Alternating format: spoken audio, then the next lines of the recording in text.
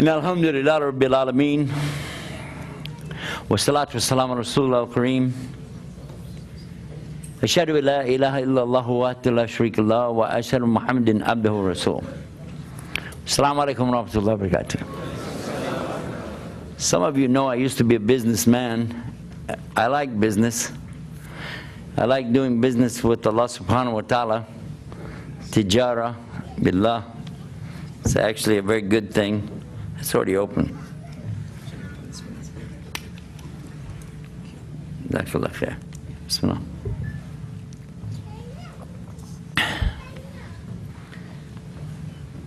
So to get started, what I'd like to do is inventory. That's part of business, is inventory. So let's do inventory. Want to do inventory? Well, you don't have any choice. You can do it. Okay. So if you're a Muslim, raise your hand.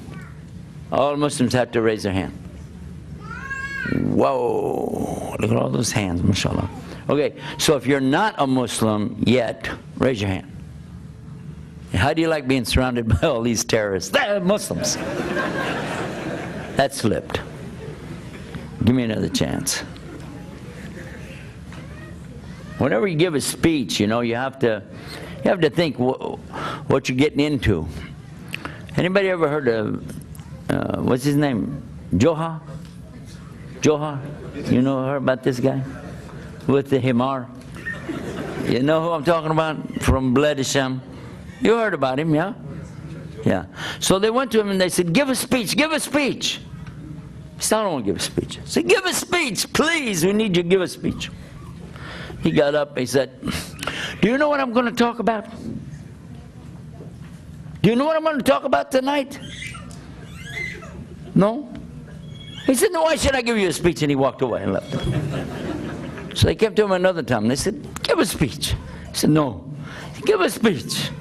Finally, okay, he's going to give a speech. He got up in front and said, do you know what I'm going to talk about tonight? They all said, yes. He said, why should I waste my time and tell you about it? So he left. Then they went to him another time. They said, please, Ya Sheikh, give a speech. Give a speech. No. Please, mashallah, give a speech. Okay. He got in front of the Bible again. He said, do you know what I'm going to talk about? Now this side right here said, no. But this side said, yes. He said, okay, the side that knows, tell the side that doesn't know. And he left. You like that joke? You'll laugh at anything. And alhamdulillah, the praise to Allah, Jalana Muslimin, the one who made us as Muslims, and we do thank Allah for that. Tonight's topic, the subject that we'd like to talk about,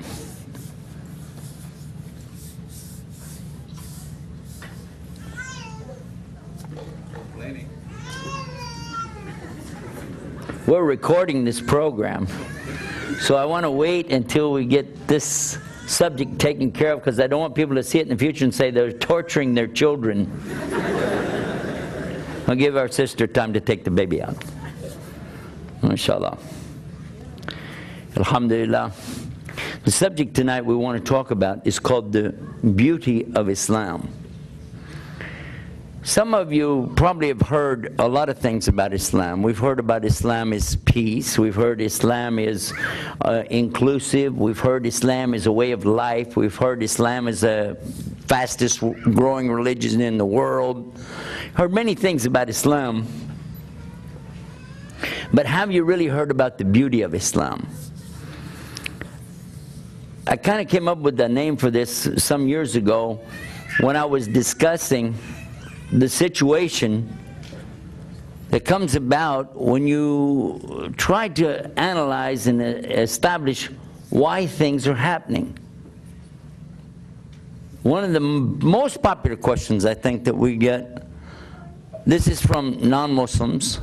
Actually, it's from non-thinkers. We're not even talking about rational people. They're non-thinkers. They're saying, well, if there's a God, how come bad stuff happens? If there's God, why does bad stuff happen? That cannot be a Hindu who said that, because Hindus believe there is a God. In fact, they believe in a whole bunch of them. So if having a God means you have a good time, they have the best time on earth because they got the most gods. It can't be from the Jewish, could it? Because they have a God. Christians have a God. Some Christians think they have three that's equal to one, and one equals three, and you don't want those guys doing your income tax. They don't know the difference between a one and a three. But to come back to the subject, I can do that. I used to be a Christian, okay? I understand. You can't do that. I can do that. So why do bad things happen to good people? And you say, well, how's that the beauty of Islam? The beauty of Islam is that it totally and completely explains to the point that you can become happy, not only with the understanding, but with whatever comes. Because it's in the Quran that Allah explains your purpose.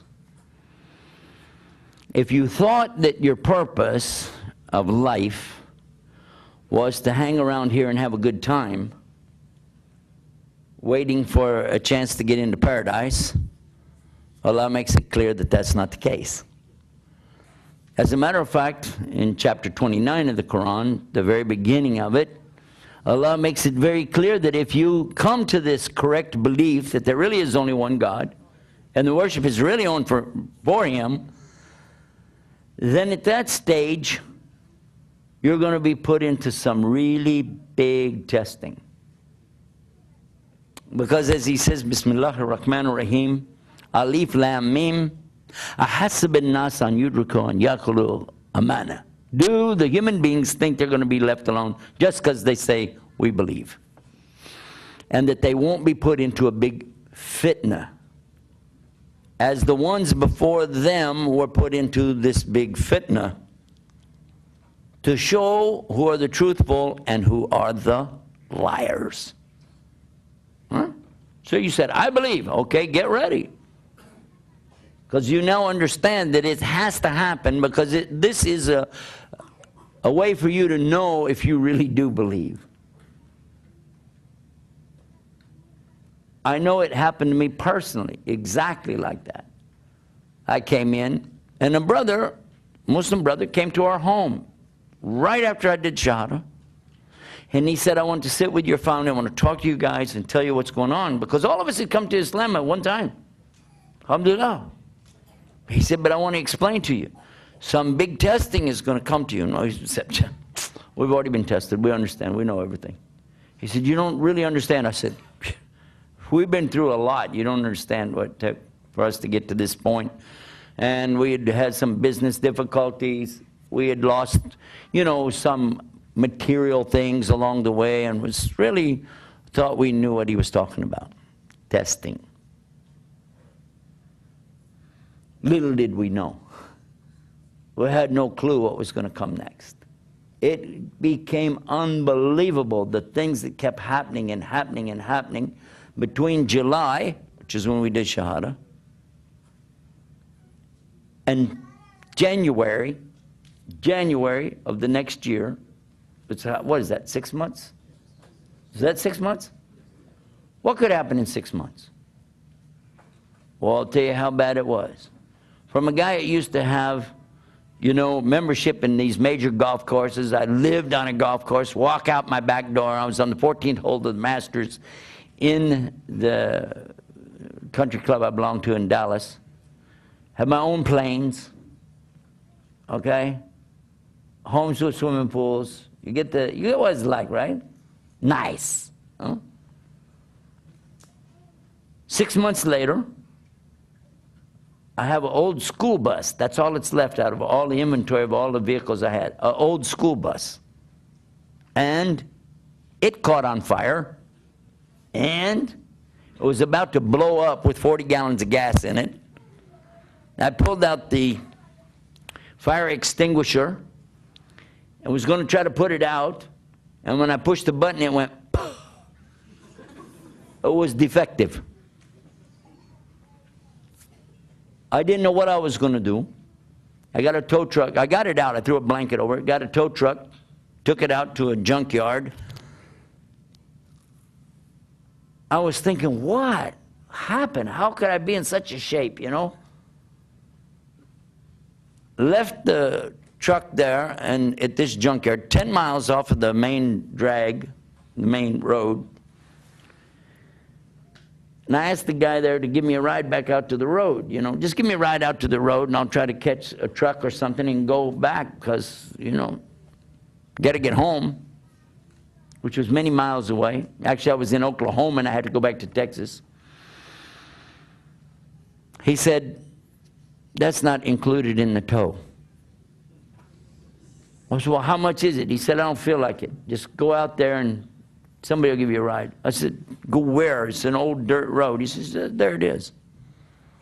So I stood on the side of that dirt road and I was really thinking, what have I done wrong to be in this condition? A car went by. It was a lady in it. I didn't want to ride in there, you know, even think about that. Then another car came by, nothing. Then a small pickup, you know, a real small pickup came, had two guys already in it. The guy said, where are you going? I told him, up to the freeway, 10 miles. He said, okay, get in the back. There was no room to get in the front, get in the back. I said, there's got a lot of stuff. He said, just sit on the stuff, it doesn't matter. Bags, you know, I got back in there, these big bags. I said, what's that smell? There's these bags, they smell really bad, you know. So I started driving, you know, and it was freezing cold. It started hailing, you know, little pieces of ice hitting me. So I have to crouch down like this to get away from the ice, but it puts my nose right by these bags. What do you think was in the bag? Fertilizer.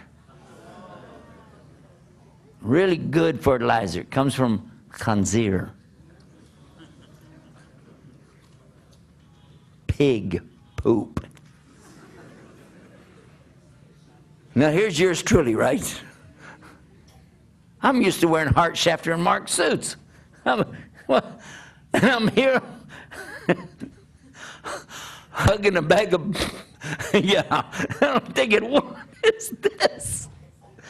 It was so cold. My eyebrows got ice in my eyebrows, you know. And when we finally got up to the road, I said, do you mind to take me just to the other side because I need to go? He said, no, we're going this way. By the way, Americans are really nice. I got out, you think. I got out, they took off. And as I was walking under the bridge, I was thinking, Islam is the truth. Islam is correct.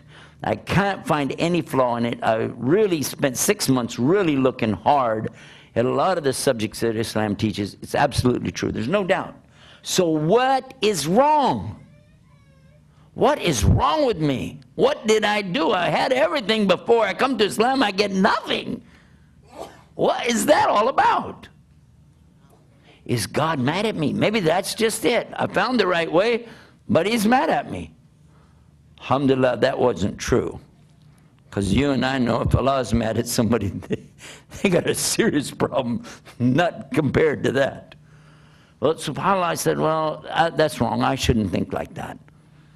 I went up the embankment, up to the main part of the freeway, tried to catch a ride. A big truck's going by. Pew, pew.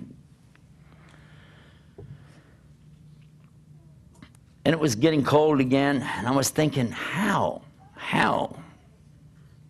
All of a sudden, a red car came over the top of the hill, like Lamborghini. You know what's Lamborghini? A real cool sports car comes over the top and goes. I said, wow. Because, you know, back in the day, hey, that was yours truly. Here he goes over the hill, shoo, and he stopped, and he started backing up. Now I'm thinking, why is he back? Who is this guy? He's going to back up. He don't want to pick this. I look terrible. And this guy's going to back up. He's probably going to run over me. Probably, you know. Or maybe something we used to do when we were kids, you know, you back up to somebody and they come running, try to get done. Yeah. Say, you tired of walking? Yeah. Run a while. I didn't really think it was going to be anything good, but the guy got back up to me, rolled down the window, and he said, "Excuse me, can you help me?" I said, "What do you need?" He said, "Do you mind to ride with me because something's happened to me. I can't keep my eyes open. It's only 5 o'clock in the afternoon, but," he said, "it's just like my eyes keep shutting, and I've got to get up to Dallas, and it's a very long way. Do you feel like you could talk to me, keep me awake so that I can get there? I would really appreciate it." Let's see. I don't know. Do I want to get out of this nice cold weather into your nice warm car? Let me check my calendar and see if I'm busy. Turns out I've got an opening here. I'll get in the car. I got in the car, shut the door, and I'm still thinking, it's brand new, by the way. You can smell the new. You like that new leather smell? You got in there and said, now what? What's the law doing to me here? We start going along, and the guy says, "Please talk to me. I really am falling asleep. Start telling me anything." I said, "About what?" He said, "Well, let's start with how you wind up on the side of the road and why you smell like that." I said, "There you go. Let's do that. Let me take you back here. You want to talk? I'll talk. I'll tell you everything I know." I guess we could teach the CIA how to get stuff out of people. Now just put them in the back of a pickup with a bunch of pig fertilizer. They'll tell you anything. But I went along with him, and I began explaining the events that led up to me being standing there, which started out about a year back when my father wanted to do business with a Muslim, and how I tried to convert the Muslim to become a Christian, how a Catholic priest got involved in the story, and before you know it, the Catholic priest accepted Islam. My wife and I accepted Islam. Then later my father accepting Islam, but then other things started happening. Our business down by Mexico went bad, and somebody ripped off all our stuff, stole our things. I had a brand new Suburban. It disappeared with the paperwork in it, and I couldn't trace it because I hadn't filed it yet. It was totally a strange thing. Many things I'm telling him this story as we're going along, telling him what happened. He's going, wow, wow, whoa, wow. Then we came up to a junction in the road, and this road that comes into Texas from Oklahoma splits, and one part goes to Fort Worth, Texas, the other part goes to Dallas. I need to go to Fort Worth, he needs to go to Dallas. There's a truck stop, I'll get out there. He said, "Do you mind?" Really, he said, I just want to hear the end of this story. Do you mind if I just go ahead and take you to Fort Worth so I can hear the rest of it? Again, I have to check my schedule, but it turns out there's this opening and we can go. And I'm still thinking, what, is this real? And as we're going along and I'm telling the rest of the story, and he's going, man. And all that because you came to Islam. I said, well, I don't know what else to say. He said, that is beautiful. I said, excuse me? What part of the story did I miss while I was telling it? He said, because, he said, you know what? He said, I'm a Reformed Church of Latter-day Saints, Mormon. And he said, and really, I'm fed up with my religion. And what you told me about Islam, it sounds amazing. So all he really heard me talking about was the Tawheed, was the answers to the questions that Allah gives you. Is when you come to Islam, the answers are there. But the incidentals that take place in your life, well, those are things that happen in your life. So what? Well, the main thing is, you know there's Allah. And you know everything comes from Allah. It's all going back to Allah, and you've got the real hard evidence there really is God. And that's one of the beauties of Islam. Your heart is in peace because you know it's all from Allah. He said, so all of this is from Allah. I said, well, yeah. He said, that's beautiful.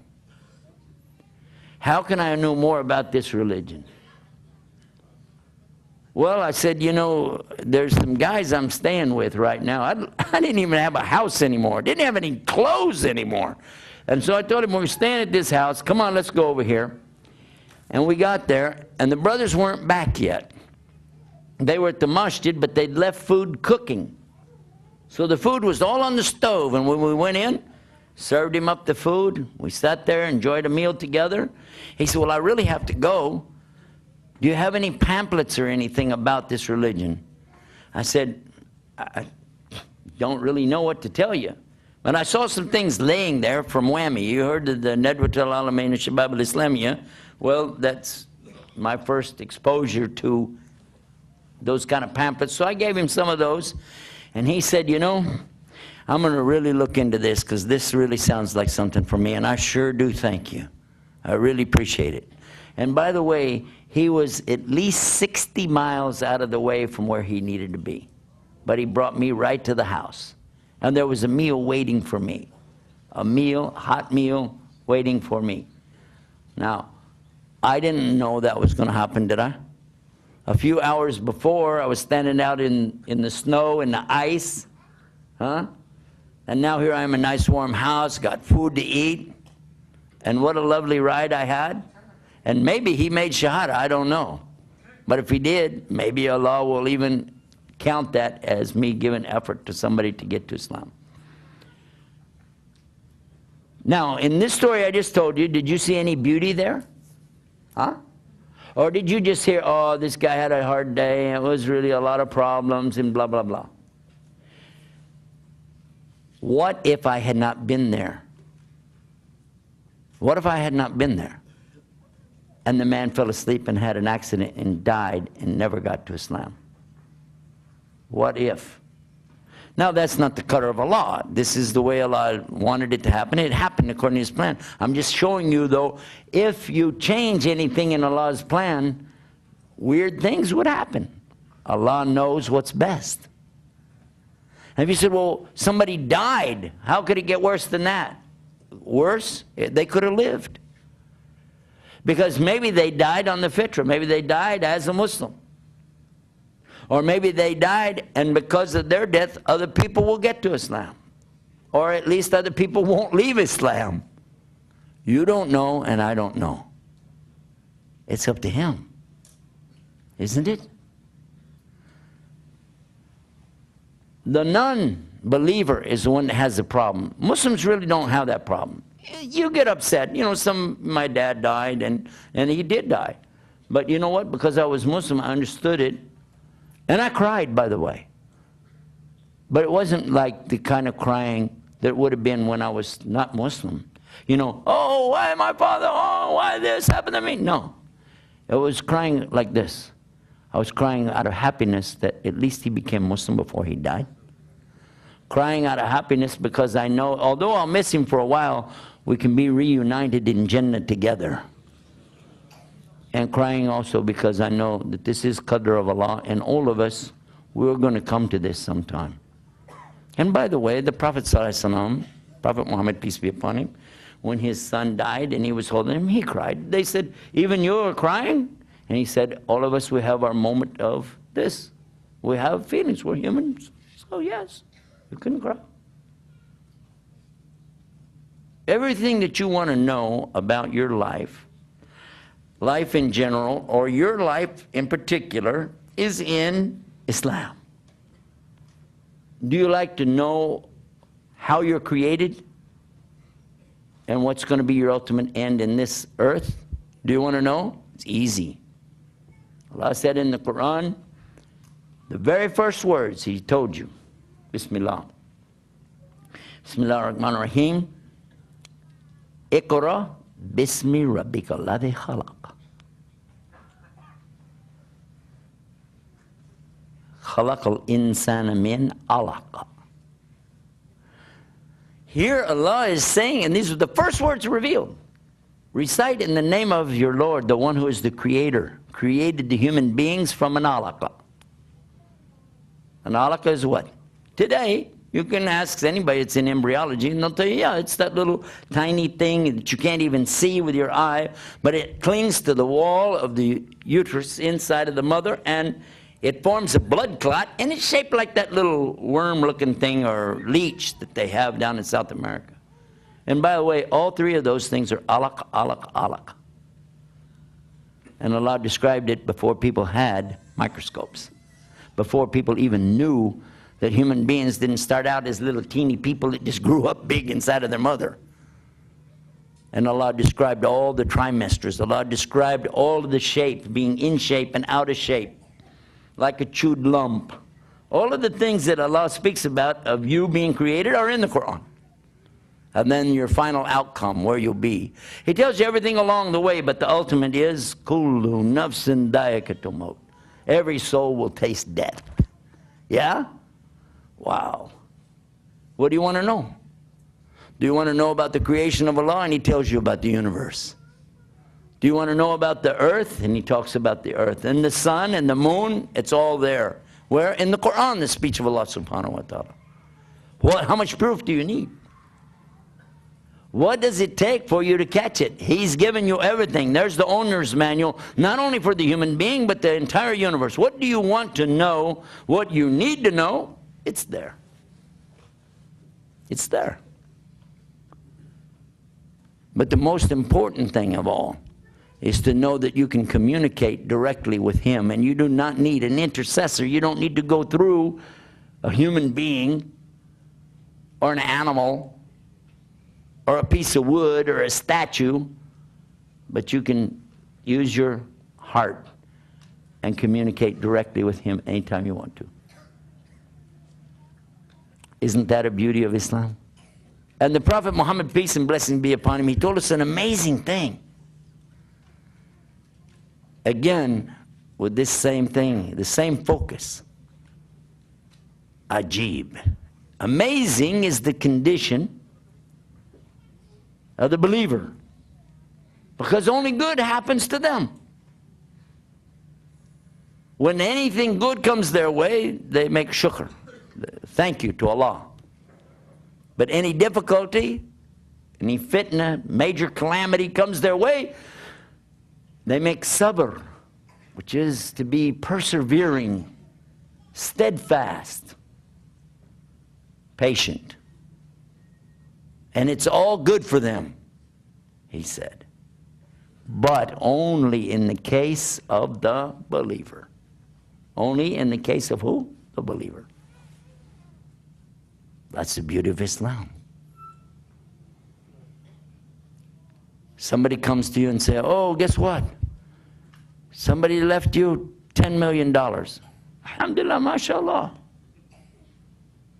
It was good. Or somebody come to you, you just lost $10 million. Alhamdulillah, mashallah. It's from Allah. Muslims really do have that, more so than any other people I've met on earth. By and large, across the board, you look and see and watch the Muslims. Watch them. When things happen, you will see faith in action. This is one thing you can't fake. How you respond when somebody gives you the news of the death of a loved one. You can't fake it. Somebody come to you and say, oh, by the way, there was an accident. Somebody you love real close to you, somebody maybe in your family, they died. What does a Muslim always say? Inna lillahi wa inna ilayhi rajiun. From Allah we came, and to Allah is the return. Yeah? And again, that's what? Beauty of Islam. There are so many things that we can recognize right here today as a beauty. When we see difficulties for Muslims around the world, do we see that? A lot of people talk about it. I've even had people write to me, email, and say, well, if your religion is so great and the Muslims are supposed to be in the right way, how come they're the ones who suffer the most in this world? Why is it? This is somebody attacking Islam by saying this. Why is it that the Muslims are the ones who are having the most earthquakes and tsunamis and floods and pestilence, deaths of all kinds, and their children are starving to death in different places, and la la la la la? You've heard it, yes? Yeah? But what happens if you go to those countries, if you go to those places, right after the tsunami, for instance, immediately after the tsunami, I happened to be in Chennai, India at the time. And we were gathering up stuff to send to them. And I told the brothers, don't wait any longer, get it over there now. They said, we want to get a bigger box. I said, don't. I've worked disasters before. And the first thing you've got to realize is that the people need help immediately. They don't need it a week later. Because a week later, everybody's out there with their bunches of stuff and they don't need it anymore. You know, what can you do with 50,000 blankets? You know, get it over to them. So they did. And when they came back, they had to take a boat over there. And they came back, they said, you can't believe it. Said the only thing they wanted, the only thing, they didn't care about the clothes, they didn't care about the food. They said all they wanted was a hug. They just want to hug us and say, Salaam alaikum. They said, we're so happy because we'd lost communication with the rest of the world. We're so happy you took the time just to come and let us know you know what's happening. We just want to know that everybody knows what's happening here. We had a big flood. And said, we all know. We know you had a big flood. And so, alhamdulillah, this was what the Muslims said. And they immediately turned their masajid, the mosques, into what? Clinics and centers where the people could gather. Didn't matter if they were Muslim or not. Hindu, atheists, didn't matter. Just come on. And the people came there and they were able to get food right away. Why? Muslims are set up for that. You know that. Many of these mosques, masajid in these islands and so on, are set up for Ramadan because we feed so many thousands of people during Ramadan. So they have the big pots. They have the big pans, they had the big areas, and they already know how to set out the sufra and feed the people, and they did. And they were feeding everybody. And in the newspaper, when they wrote about it in the West, they said religious centers opened up some. Well, at least they didn't call them churches, right? Muslim churches opened up today for the... Okay, whatever. The beauty is, when you see these things, you can also remember that this fulfills prophecy. Prophet Muhammad sallallahu alaihi wasallam, peace be upon him, prophesied every single thing we see today, true or false. Did he prophesy that if you get into my religion, you're going to be living real easy, it's going to be so nice, you get big cars, you're going to have... Did he prophesy like that? Or did he tell them it's going to be tough? No, he told them it's going to be tough. And he also talked about the last days and the condition. And one of the things that he talked about is there would be a strong love for the material world. And people wouldn't really be taking care of their religion as they should. In fact, they would be dividing themselves up into groups rather than staying together. Did that happen? Have Muslims done that? It's one of the things we know for sure. Did he also tell us in the last days, one of the signs will be that the children will be so bad that it will be like you gave birth to your own masters and you became a slave to your kids? And we see that. We see that. Especially in the West, kids are telling their parents what to do every day. And the parents are doing it. And did he say also in this same hadith, saying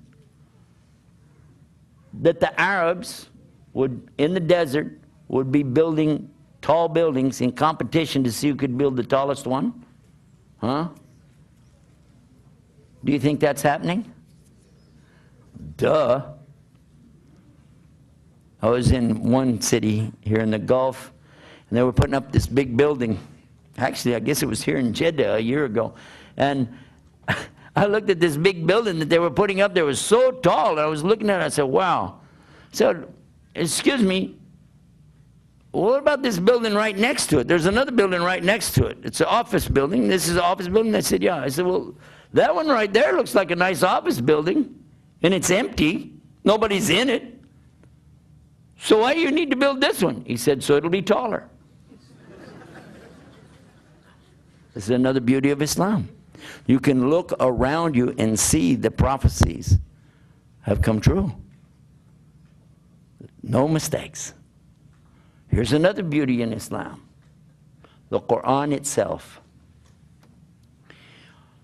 The Quran is such an amazing book that we have a whole website dedicated to the Quran called allahsquran.com. We don't have anything else on there except about Quran. allahsquran.com.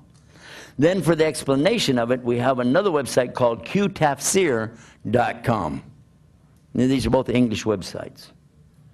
One of the statements that we make in the website is this, that it's the only book on earth that if we lost every book on earth, we could bring it back exactly as it was.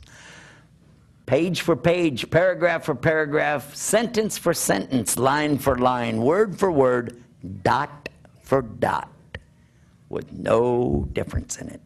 Because we have so many people on the earth today who have totally committed every single word to memory.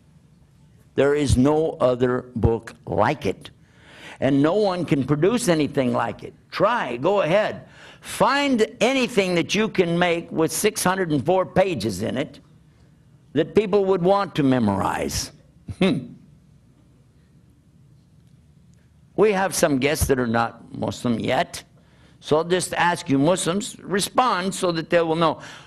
How many of you here would really like to memorize the whole Quran in the Arabic language? Raise your hand. If you don't put your hand up, maybe Allah's not going to give it to you. Hello, second chance. Here you go. Get it up there. Now, watch this. Ask at a university, like when I go to these big gatherings, ask them, how many here would like to memorize their Bible? They go, why? Let's do this. And I've done this before in the universities too. I ask, how many here have memorized some of your Bible? Did you memorize like, you know, 2 or 3 books out of your Bible? Like surahs, 2 or 3 of your books? Memorized? What language? We don't even know what language it came in. How many here right now have memorized at least 10 surahs of the Quran? In Arabic? Yeah. Now, you might not think that's impressive. You might think so. But to a Christian or anybody who grew up with some books that they had reference to, they never even heard of anybody sitting there and trying to memorize it. This is one of the reasons that the enemies of Islam really don't like the madrasas, because they know that eventually that's going to be the proof that Islam is the only correct way to get to Allah. Those madrasas where the children sit and learn the Quran over and over, of course they hate that.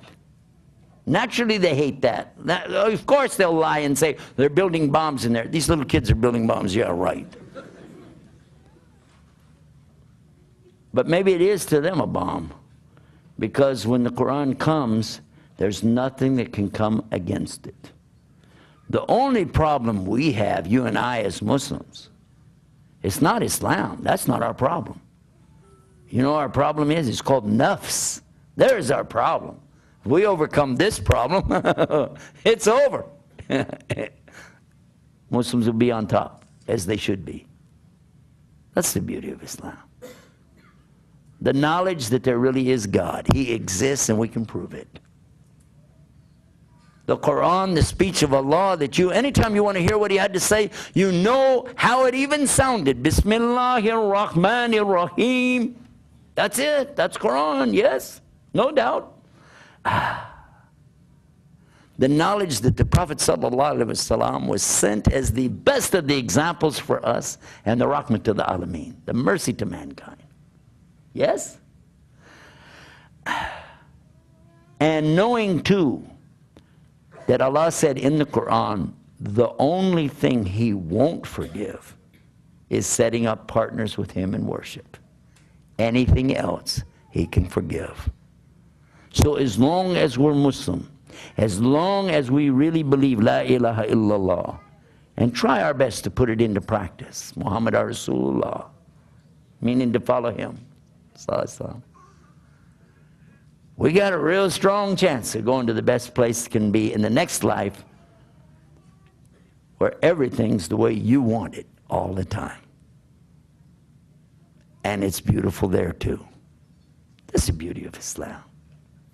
So I don't need people to come and tell me about the difficulties of Muslims today and what do you say about this and how do you deal with that. Hey, I had the worst condition of all.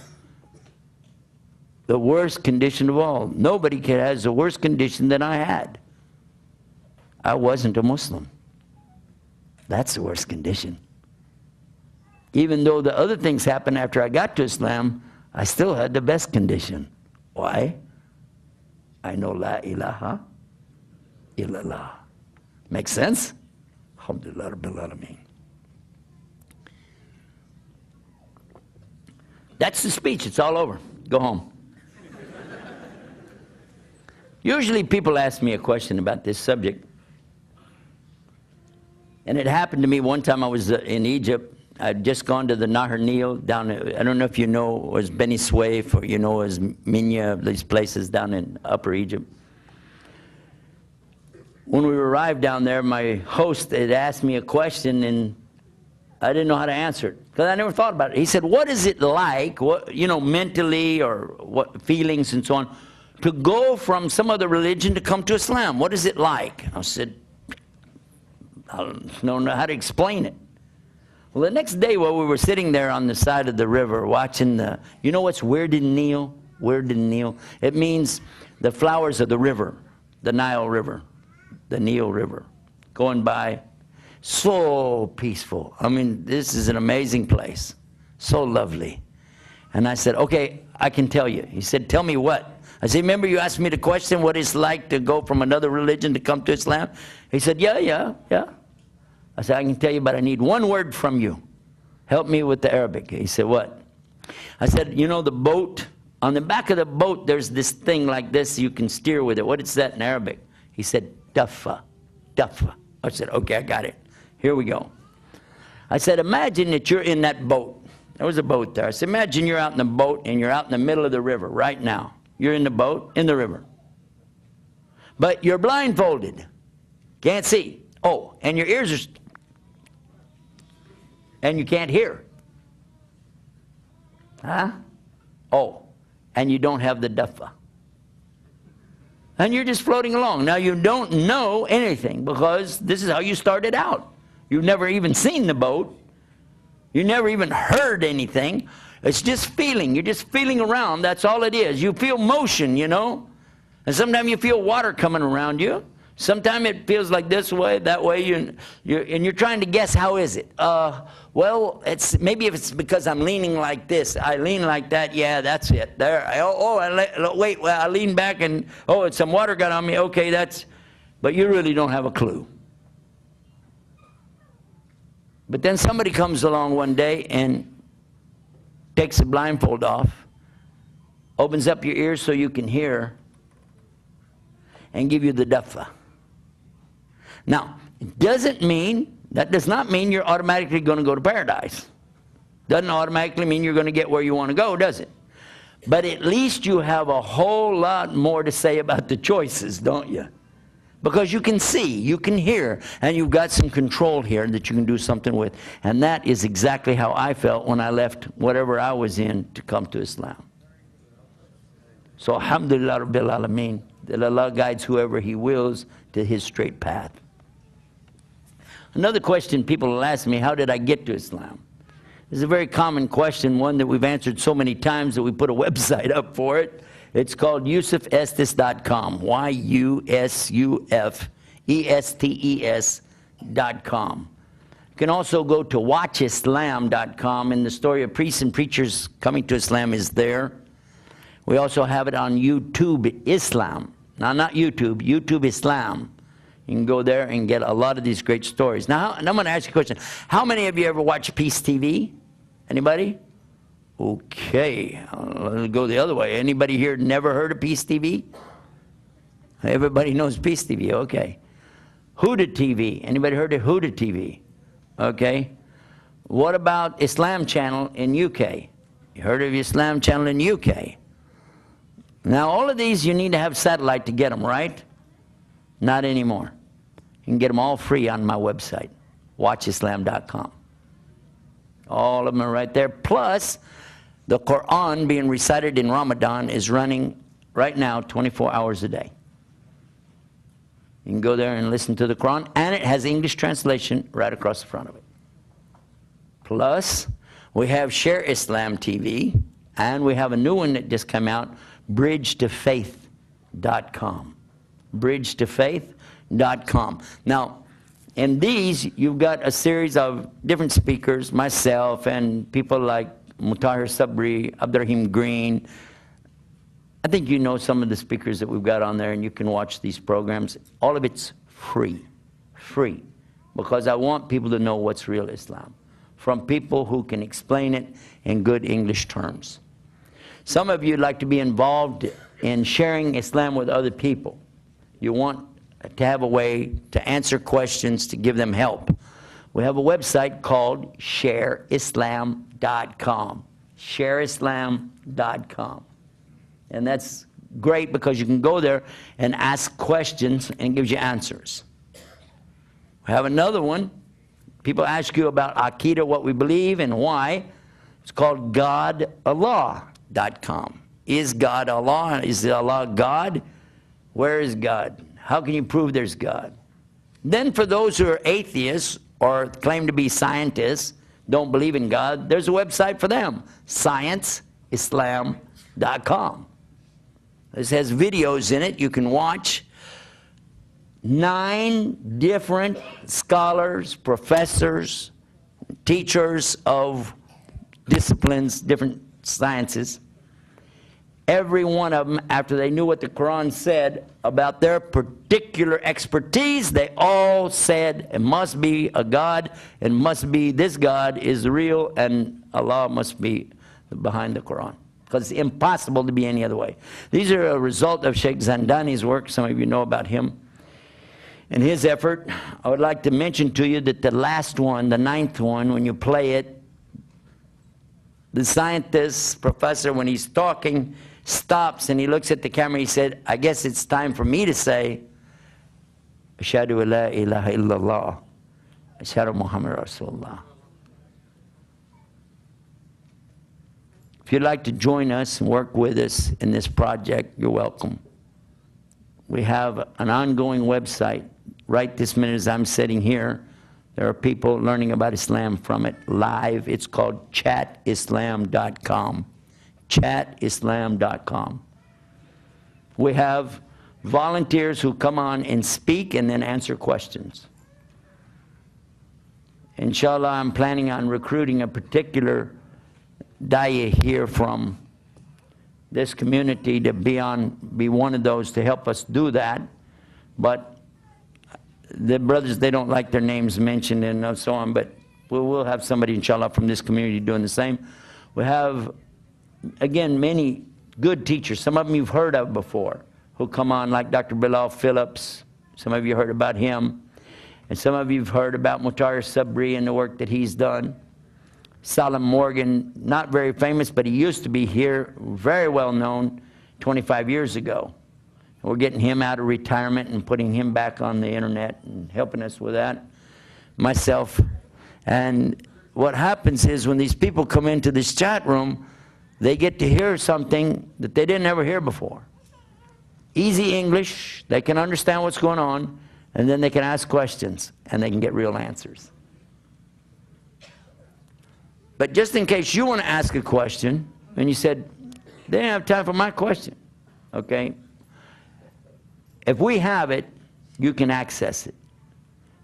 Go to search for Islam, 3 words. Search for Islam, but write it like one word, .com. Searchforislam.com, and it's a little box. So come up and you just type in the keyword. You want to know about music. What's the role of music in Islam? Type music in there, find out. You want to know about these different groups? Type the word groups. Want to know about women in Islam? Type the word women. We got a brand new website for women, by the way. Ladies, listen up. It's called islamswomen.com. And they sent me some new, it's brand new. We're just putting it up now. They sent me some new graphics for it, some beautiful backgrounds today to approve it. Really going to be tasty. You're going to like it. It's really sharp. And brothers, if you go to this website, islamswomen.com, you do have to lower your gaze while you look at the screen. Now that was funny. You could have laughed a little bit more than that. You're still here. I told you to go home. MashaAllah. Do we have any questions? We're going to do that? Jazakumullah khair. Wassalamu alaikum wa rahmatullah.